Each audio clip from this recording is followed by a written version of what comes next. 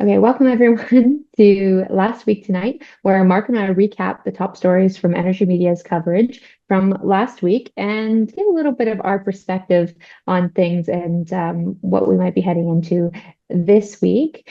So let's kick it off and start talking about Carney and his nation building, five projects that he announced, the projects of national interest.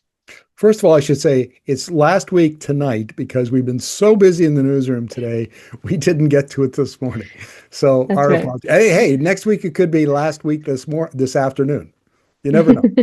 So Carney's five projects. So what have we got? We've got two mines, two copper mines, one in BC, one in Saskatchewan. We've got Yep. an LNG project, the phase two of LNG Canada on the west coast. We've got the Montreal port expansion.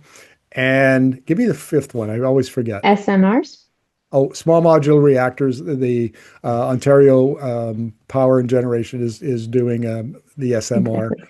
project, 300 megawatt project in Ontario. Well, so first of all, pretty clearly he needed a win. He needed to just get something announced and get it out there because he promised he was going to build and he was going to build fast and faster than we've ever seen since World War II, yada yada, all that stuff, Hmm. right? And he needed to get it out. So he took the safe ones that were shovel ready and the easiest ones to deal with, and I get that. So that's fine.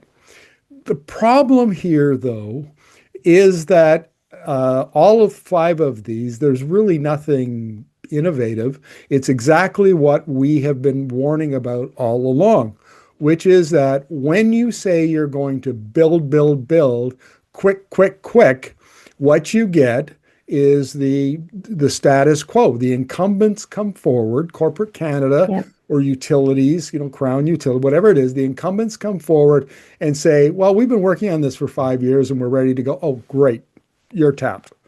And all we're doing is doing exactly what we've always done with some different customers in Asia and Europe.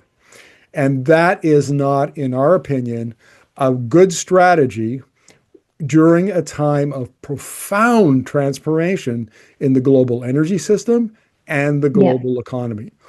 Far better, we've regular viewers will know we have a Canada 2050 strategy, and it's add value to natural resources, electrify everything, including the processes used to add value to the resources, then build all the infrastructure you need to add value and to electrify, and then go and find markets for those particular products. Do really innovative things like turn oil sands bitumen into carbon fiber, or Yeah. maybe build petrochemical plants in Edmonton that can turn crude oil into chemicals without refining it first. That kind of stuff, using it for non-combustion purposes. There's lots of, you can use, timber use it for mass timber. You can add value to grains and all this kind of stuff Canada's been talking about for decades. Now is the time to do that, not simply do what we've always done and do it just a little bit, with different folks. Yeah, and I think you hit the nail on the head when you said, the only people that were ready were the people who already had things, basically just in the can. And so we're not going to see big innovative projects, new ideas come out, you know, in a matter of weeks, to be Well, honest. So tomorrow I'm going to, sorry, on Thursday I'm going to interview economist Chris Bataille. And Chris is one of the few economists in Canada who works at the global level and could talk mm, about these, global trends and strategies and so on. And we're looking ahead to the Carney first budget, the fall budget, which we expect in October, because the House is coming back in session. right. And the question is going to be, what have we done so far? Looks pretty much like status quo. Nothing's changed. What could he do? And then we'll watch and see what comes down in the budget and how that compares to the things we've been talking about. So watch for that on Thursday. We'll have that interview available. Great. So I want to talk a little bit about Gas Tech 2025. We touched on one of the projects being the LNG Canada Phase 2 project. And so here we were, Gas Tech 2025, a bonanza, if you will, of deals and big talk and big promises. So what's the outlook for LNG in Canada after that? GasTech was the annual conference and trade show that was held this year was in Milan, Italy. And Right. Seb Kennedy, who is a UK-based energy analyst and specializes in gas, was at GasTech. And so I interviewed him there. And he Hmm. said, Markham, it's crazy. Everybody's doing deals, offtake agreements, and MOUs. And, it's just a madhouse. And he said, if these deals come to fruition, if they actually turn out to be, he said, the LNG glut that we are already expecting will be so much worse. And Right. and for viewers who maybe haven't heard the LNG story before, um, Qatar and the U.S. in particular, but not exclusively, are bringing on so much LNG liquefaction capacity in 2026 and 2027, some in 2028, that they'll literally add 30 to 40% more supply, LNG supply, to the global market. And Right. depending on who you talk to, that might, hold the market up until the early 2030s. The IEA, International Energy Agency, has said maybe 2040 or beyond. So there's some uncertainty. And then but the point here I want to leave our viewers with is that we've interviewed all kinds of experts like Anne-Sophie Corbeau from Columbia University, who have said it's uncertainty is the key word here because so many things are happening. What's going to happen? What's China going to do with its LNG imports? It just Right. 2 weeks ago signed a legal letter of intent, whatever that means. Vladimir Putin and Xi Jinping signed Yep. this letter of agreement, and they're going to build the Power of Siberia 2, which Right. would be, and then some other side deals. The upshot is 62 billion cubic meters of gas per year, which is like half of China's imports. And if that could, and I think it would be about 10, 12% of global LNG trade. So if if this goes forward, if this extra supply comes on board, and then maybe more that comes out of the deals that were signed at GasTech, the global market for LNG could be absolutely flooded, prices depressed, and then probably the LNG projects, including LNG Canada Phase 2, would probably not be economic.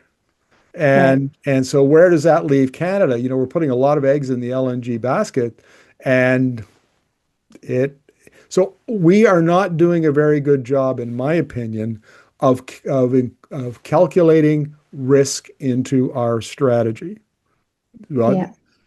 our saying here at Energy Media. What does Mom say? Mom says, hope for the best, plan for the worst. And In for the Canada, worst. we go plan for the best and worst. We don't That's bother not with going the to worst. happen. Yeah, it's never going to happen. We need to be more calculating than that and acknowledge that there's risk. And we're going to be, and especially if taxpayers' dollars are attached to any of these projects, our tax dollar is going to be at risk. I would like to know that as a taxpayer. Yeah, and what's the exit plan? If something does go downhill, what do we do with these? Is there a plan for these assets or this, stranded assets? You know what? I actually found some information on that because we've never done an interview Oh, yet. But any federally regulated infrastructure like that has to have a bond. It has to have security attached to it. oh, So the Trans Mountain expansion, for example, has $1 billion of security. I think half of it is insurance and half of it is a bond. right. So if it becomes a stranded asset, the taxpayers don't have to pay for it. Now, is $1 billion enough? I don't know that, because if the cleanup bill is 5 billion, well, then we're on Clearly the hook not. for four. And Hmm. and not only that, let's say you build LNG plants or you build a pipeline to Prince Rupert. You still got to fill the LNG pipeline with gas and the other pipeline with oil, and that means more production in Northeast BC. Northeast BC and the rest of Alberta and the oil sands, and Right. provincial liability uh, uh, uh, policies are terrible, absolutely terrible. So it's not just the stuff that gets built and the federal project, it's on the on the transportation side or whatever. It's on Hmm. the where you're producing the hydrocarbons that falls under provincial jurisdiction, and that could be stranded assets and a whole nightmare.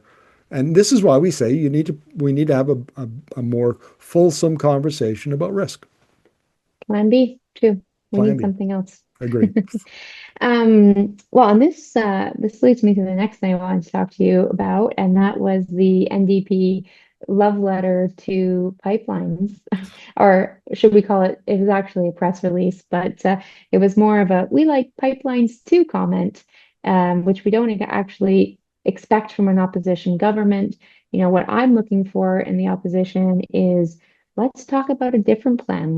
How would you lead the province differently? And I want some industrial answers that will create jobs, not more slogans and wishful thinking. His Majesty's official opposition has a number of jobs, and criticizing the government is certainly one of them. But it also should be a government in waiting. And that means it Yes. should have policies. It should present alternatives. And the NDP, and this didn't start with Naheed Nenshi, who's the current NDP leader. This goes back a Hmm. long ways, and certainly under former leader and premier from 2015 to 2019, Rachel Notley. They didn't feel the NDP in Alberta does not have a grounding in the oil and gas industry or the utilities industry, the power sector. And so it's always shied away from having robust policies. And then, a year and a half ago, Naheed Nenshi, former mayor of Calgary, becomes the leader, and he's essentially carried on that tradition. And Right. there's a lot of criticism of the NDP for being UCP light. Well, in this particular case, it wasn't even UCP light. It was just UCP policies, and they just Yeah. said you should do them better. That's Yeah. that's it, and that's not much of a criticism. And so the press release came out. Cord Ellingson, who's the finance critic, and Naheed Nenshi, the leader, and they were complaining about the UCP government. We need talks about pipelines are great, and I just said, come on, guys, like you got to elevate your game. This is really weak sauce for an opposition party, and even in Alberta, surely you can come up with some different ideas. Yeah. Um, it, And, it didn't get a response from the NDP, and it'll be interesting to see if they ever respond to any of my emails again. well, I mean, I think that this leads us to the question is, you know, no one is thinking of alternatives because if the opposition is not even, you know, coming up with something even a little bit different, we're looking at, we've basically got our blinders on around pipelines. That's how I see this move. Well, yeah, I couldn't agree more. I mean, um, I know this is a difficult in Alberta. The whole issue of oil and gas, increasing oil and gas production, building new pipelines is incredibly political, and it's very difficult to carve out some sort of, separate but unique position on it. I get it. So let's acknowledge that, but you should at least try, right? You shouldn't just throw in the towel and ask for more of what the government's asking for. So anyway. Well, and this begs the question, which was another story or covered last week, is can the oil sands even fill a pipeline to the West Coast? Can they fill, like, is there enough production power? And the answer is it's complicated, is what you were telling us. I interviewed Kevin Byrne, who's an energy economist. I knew him when he was with IHS Market, and now he's with S&P Global. I've interviewed him for a decade. And for my money, he is the go-to guy for information about the oil sands. And what he said was maybe, probably, Maybe. we'll see. Because there are, there are regulatory issues, there are market and price issues, there are all sorts of issues here that have to get resolved before somebody is going to commit to expand, doing a greenfield expansion. So, and the big question that I asked them was, okay, we know that the projections between now and 2030 are that another 500,000 barrels a day of supply will be added. So that's about Right. 3.3 million barrels a day. Now it'll rise up to 3.3, 3.8, 3.9 million barrels a day. And so if you build, and there's enough pipeline capacity to handle that. But if you build a million barrel a day pipeline, so you take out the 30% that's diluent, you need 700,000 barrels a day of new supply. If it's brownfield, where they're just stepping out on the existing project using existing infrastructure, then they can do it really cheaply and they probably can fill it and maybe be competitive. That's a separate issue. But if they have to do greenfield, where they now have to spend capital dollars to build infrastructure and build plant and so on, then your costs go from, like, instead of $27 a barrel, they go up to like 60 or 80. And so at 60 or 80, it's very unlikely that Right. that heavy crude oil would be competitive in China, because at $60 plus $18 for transportation, now you're looking at $78, and the Saudis and Iraqis can ship it there for two and produce at like $5 a barrel if they chose to. So Right. that's a real problem. And so there's lots and lots of factors that have to be sorted out here before we have an answer to that question. But the point is that the Premier, Danielle Smith, and the Energy Minister, Brian Jean, state with categorically that it can be done and should be done. And the reality is that it is much, much more complex than they admit. Right. Yeah. Well, and I mean, these are just what we're trying to bring up here is a lot of questions that need to be asked before we talk about building a pipeline or before we even commit to doing one. So I want to completely shift gears now and talk probably about the biggest story that happened late last week, and that's Charlie Kirk. And you talked about it a little bit. What does this mean for Canada? Obviously, this is a story that happened in the US, but we have had some Canadian leaders comment on it. And you know, this is kind of it's a political mix, that we're seeing here. And I just love your comments on that. So Charlie Kirk was assassinated by he is a far right extremist. I knew the name, Right. but I had never really paid a lot of attention to him. And so when I was doing my research for this, holy moly. I mean, this guy takes some extreme positions that are, I called him a hate monger, and I may actually have not been harsh enough. He's that Right. bad. And then there are, believe it or not, there are others like Nick Fuentes, who's just an out and out white nationalist, white supremacist. Yeah. And he's even further to the right than Charlie Kirk was. So anyway, Charlie Yeah. Kirk gets assassinated by someone who's further to the right, what's called a groiper, right? And he gets Right. assassinated, shot in the throat with at long range, 150 yards. And so then the question becomes, what will happen in the aftermath? Well, Donald Trump and Elon Musk said the left is murdering us. We have to get out and murder them. And others called for really extreme positions. And Hmm. it was crazy. It was just crazy. And the worrisome thing is that it never fails that what happens in the US eventually bleeds over the border into Canada. Now, we're not starting from zero here. We have our Yeah. own Christian nationalists. We have our own freedom crowd, convoy crowd, our Yeah. own, really radical people. And what Charlie Kirk did was radicalize the youth.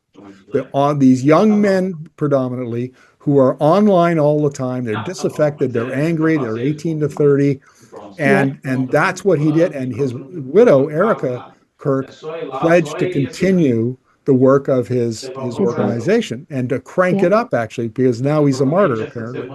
And Right. we have our audience, as everybody I think knows, skews to older Canadians. Yep. And so these are the parents and the grandparents of the kids who would be radicalized. And we're Yep. getting feedback from them saying, we're worried. We didn't know anything about this. Now we see that we need to understand it more. And so what we're going to do here at Energy Media is what we did in the first year or two of COVID, which was our journalism model, which is interviewing experts to kind of, get the details and explain things so you don't just have the facts, but you have the facts explained by an expert. And we will do the same kind of thing for radical extremism, radicalization of youth in the United States and Canada. And tomorrow I have Professor Matthew Bodie from University of North Georgia, and he is the acknowledged expert on Charlie Kirk. And we're going to have him on for an interview so he can explain what all this means. And he's going to position Charlie Kirk kind of in the political, the mega culture, in Right. Republican politics. So watch for that interview. That's going to be very, very interesting, and we'll see what he has to say. Yeah, I mean, I've been also doing a lot of reading into this issue. I watched your coverage. The idea that freedom, this big issue of freedom, is such a very specific thing. It's being defined as something very specific, and you really have to be on the in crowd. And in Charlie Kirk's kind of circle of influence, I guess you would say, then there's these other people that are even further to the right. And for me, that was a bit of a shock. I thought we were going to see someone from the left committing this violence. So, for me, this is a pretty scary situation, and where we're going to go from here. It seems that more people are calling for violence instead of the opposite, which is what I was hoping for. So yeah, I think might be, some people are calling it a watershed moment. I don't know if I would, I don't know the importance yet, but it definitely seems like it's an important point in history for sure. We don't know.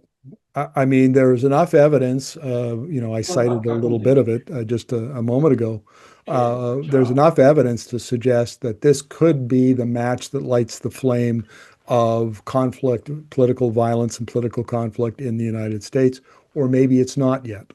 Maybe there will be more, or maybe cooler heads will prevail, or maybe Donald Trump will come forward and be more of a statesman than he was in the aftermath of the assassination. Don't Yeah. know. But the danger, I would say, is ratcheted right up to extreme now. The needle's all the way over in the red zone. And again, our audience wants information.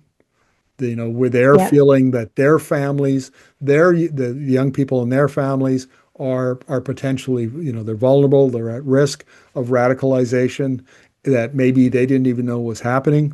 And so Yeah. they want to understand what's going on so that they can then, maybe take appropriate action within their own family. So that's what we're going to be doing. Yeah, well, and I mean that moves right on to Andrew Scheer, who got himself into some hot water over a tweet. You posted, a video about that, and yeah, maybe you can talk to us a little bit about your reaction of that. Okay, so there's been lots of online conflict around Right. Charlie Kirk's assassination. And Rachel Gilmore, who was a former Global News TV reporter and really came to the forefront of national politics 2 or 3 years ago, when she was getting horrendously harassed and threatened online. And this has continued. She left Global. She's now on her own as an independent, and she just it's horrible what happened to her. And I'll tell you a little. I told this story in the video, but I'll tell it again very quickly. 2 years ago, there's a very well-known Edmonton personality on Twitter, and she had tweeted out something about COVID. And it was just the responses were horrible. Really awful people dogpiled on her. She had hundreds and hundreds and hundreds of these awful, threats and so on, the kind of, that Rachel Gilmore gets. And so I DM'd her and I said, may I have permission to copy your tweet word for word? Let's see what happens when somebody, like a male, sends it out. Well, Right. I got two or three vile responses. She had hundreds and hundreds. I got two or three. Now, that's just one little anecdote, but I think it was a telling anecdote. And a lot of women, when I told this story, said, yes, I get it. That's kind of our experience too. So what happened here is Rachel Gilmore, in the aftermath of the assassination, she tweeted out something. She didn't take delight in Charlie Kirk's assassination. She made that very clear in other tweets. She wasn't doing that, but she was saying, "I'm worried that it will literally be the match that I referred to earlier that lights the political conflagration. That this Right. is she worried about that more political violence on the right." Now, the usual suspects piled on and gave her all sorts of abuse and that, but Andrew Scheer is not only a member of Parliament for Saskatchewan. He was the former Conservative Party of Canada leader. Yes. Had they won the 2019 election, he would have been prime minister. He is he speaker yet? I can't remember whether he is. I I'm don't not think he sure. is, but he was speaker for a while. He is a very high profile Canadian politician.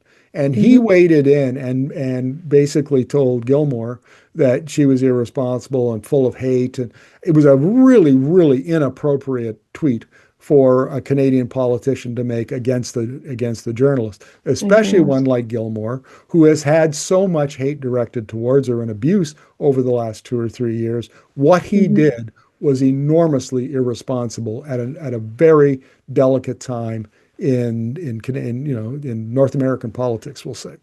And so I did a video, and I basically said, Mr. Scheer, sir, resign, because Yeah. that behavior uh, is completely unacceptable, even in today's polarized politics. A politician painting a target on the back of a journalist like that online is unacceptable. And I asked in the body of, in the description, YouTube description, I included his email. I included Right. his office phone number. I his Twitter handle, because express your express your concern. Contact them, because that they do, politicians' offices do listen to that sort of thing, and maybe that would tune him up a little bit so he doesn't behave irresponsibly like that again. I mean, hey, write a letter. We always say, Yeah. MPs always say when they receive a letter, someone's taken the time not only to write the letter, but post the letter, which is unusual in our day and age. It's much easier to send an email. So, yeah, I agree with you. I mean, I think it's also important that we see journalists not being attacked by, politicians. It's a dangerous time for journalists coming out with the facts, So let's it's I not want to good make a to see little they're bit of being a point attacked. here, MC, and that is, when I started, I had my first journalism job about 37 years ago. And at that time, accuracy was important. The facts were Right. important, and you would have editors standing over you, making sure that you did what you reported accurately and so on. And things have changed a lot in the last 37 years. So granted, but the general principle is that good journalists try to be truth tellers and Right. and also explainers. And we do a lot of true, reporting about energy issues and also explaining of energy issues, because it's such a complex topic. What's the just point of telling somebody if you don't explain to them why it's important and how it works Right. and so on? And it's times like this when truth tellers get dogpiled and they feel intimidated and they stop truth telling. And that's fatal for a democracy. And I believe that in my bones. And so here at Energy Media, we This will not surprise you that we got a number of very, very nasty comments, and we don't care. We don't care. We're still going to continue with what we do. And viewers, I hope that you like it and appreciate it, because we ain't stopping. Well, and that being said, if you do like what we do here, it would be great if you could like and subscribe to our channel. Leave us a comment. As Markham says, we go through all of the comments. I don't always have time to respond to every one of them, but we definitely read them and we try to incorporate them into our work as much as possible. You can also support us by joining and purchasing a membership on our YouTube channel. We appreciate all of our members who do that. We put out a Substack. Mark and I are trying to put out more Substacks a couple a week now. So hopefully you'll get more of our content there. My big takeaway from this week is, things are moving fast. We are, trying to cover the stories that matter the most, whether with regards to tech and the energy transition. And, this isn't just about headlines. We're trying to paint the future for you. We have a vision here at Energy Media, and, we're so happy that we have so many of you along for the ride. I have to say one thing before we go. We had Yeah. a reader, or a viewer, sorry, who commented on YouTube and accused, he said, he accused me of being an AI avatar. Yeah. It's so funny. It's hilarious, right? He said, well, this guy he comments he publishes so many videos. I work hard. I spend a lot of time doing this. I pour my heart and soul into it. That's why we do 3 or 4 videos a day and some on the weekend, is because this is so important. Not because we're Yeah. artificial intelligence avatars. Yeah, I mean, it's such an interesting comment. If someone shows a little hard work and they think, well, must be AI, who would actually put in the time? So, Uh, I can Indeed. assure you, Markham is a real person. I talk to him all the time, and he is very hardworking. And we are putting out a lot of videos, and there's just so many angles of this to cover. And so, if you want to learn more about something specific, also leave us a comment. And Markham and I love to kind of do videos and dive into the things that interest you the most. We do. Thank you very much, folks. We'll see you next week. Bye for now.